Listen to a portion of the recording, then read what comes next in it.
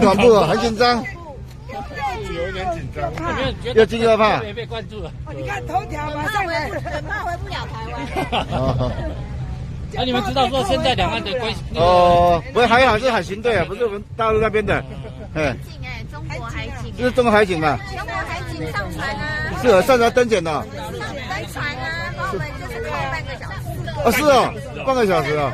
停船检查半个小时。哦。船跟船绑住。所以我们海警也在旁边戒护。没有，后来。